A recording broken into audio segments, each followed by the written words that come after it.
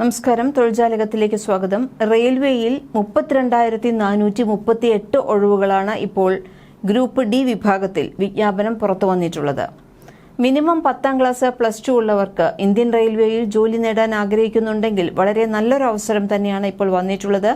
Railway recruitment board RRB ഇപ്പോൾ railway group D തസ്തികയിലേക്ക് നിയമനം നടത്തുന്നു. ഇതിനായി യോഗ്യരായ ഉദ്യോഗാർത്ഥികളിൽ നിന്നും അപേക്ഷ ക്ഷണിച്ചിരിക്കുകയാണ്. മിനിമം 10ാം ക്ലാസ് അല്ലെങ്കിൽ +2 ഉണ്ടെങ്കിൽ തന്നെ ഇതിലേക്ക് അപേക്ഷിക്കാവുന്നതാണ്. ഗ്രൂപ്പ് ഡി പോസ്റ്റുകളിൽ മൊത്തം 32,438 ഒഴിവുകളിലേക്കാണ് ഇപ്പോൾ ഓൺലൈനായി അപേക്ഷിക്കാവുന്നത്. അത്യാവശ്യം നല്ല ശമ്പളത്തിൽ തന്നെ ഇന്ത്യൻ റെയിൽവേയുടെ ഒരു ജോലിയാണ് ആഗ്രഹിക്കുന്നതെങ്കിൽ ഈ അവസരം ഉപയോഗിക്കുക. മാർച്ച് 1 വരെ അപേക്ഷിക്കാൻ സമയമുണ്ട്.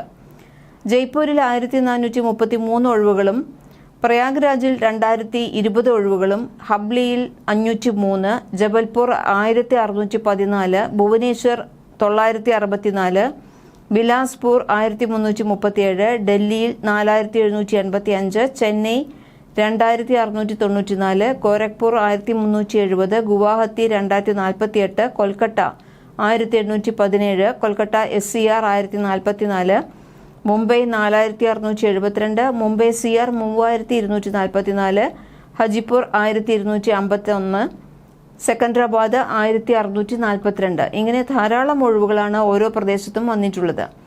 പ്രായപരിധി 18 വയസ്സ് മുതൽ 36 വയസ്സ് വരെയാണ്. വിദ്യാഭ്യാസ യോഗ്യത SSLC അല്ലെങ്കിൽ ITI കഴിഞ്ഞിരിക്കണം. National council for vocational training അല്ലെങ്കിൽ NCVT, state council for vocational training SCVT അല്ലെങ്കിൽ NCVT അനുവദിച്ച ദേശീയ അപ്രന്റീസ്ഷിപ്പ് സർട്ടിഫിക്കറ്റ് NAC ഉണ്ടായിരിക്കണം.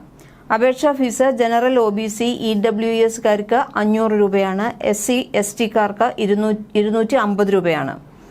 ഉദ്യോഗാർത്ഥികൾക്ക് ഈ ഫീസ് ഓൺലൈനായി net bank, debit card, credit card എന്നിവ ഉപയോഗിച്ച് അടയ്ക്കാവുന്നതാണ്.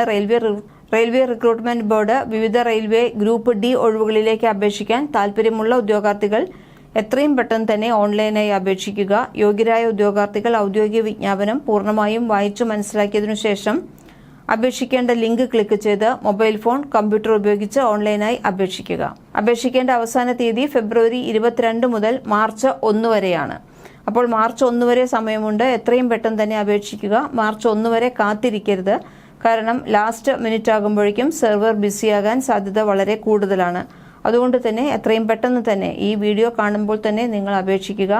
ഇനി അപേക്ഷ എങ്ങനെയാണ് സമർപ്പിക്കേണ്ടത്, എന്തെല്ലാം കാര്യങ്ങൾ ശ്രദ്ധിക്കണം എന്നിവയെക്കുറിച്ച് കൂടുതൽ സംശയങ്ങളുണ്ടെങ്കിൽ ഔദ്യോഗിക വിജ്ഞാപനത്തിന്റെ ലിങ്ക് ഡിസ്ക്രിപ്ഷൻ ബോക്സിൽ കൊടുത്തിട്ടുണ്ട്.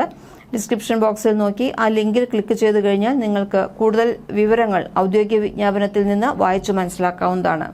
നിങ്ങൾ ഈ ജോലിക്ക് അപേക്ഷിക്കുന്നവരോടൊപ്പം തന്നെ ജോലി അന്വേഷിക്കുന്ന നിങ്ങളുടെ സുഹൃത്തുക്കൾക്ക് കൂടി ഈ വീഡിയോ ഒന്ന് പങ്കുവയ്ക്കൂ.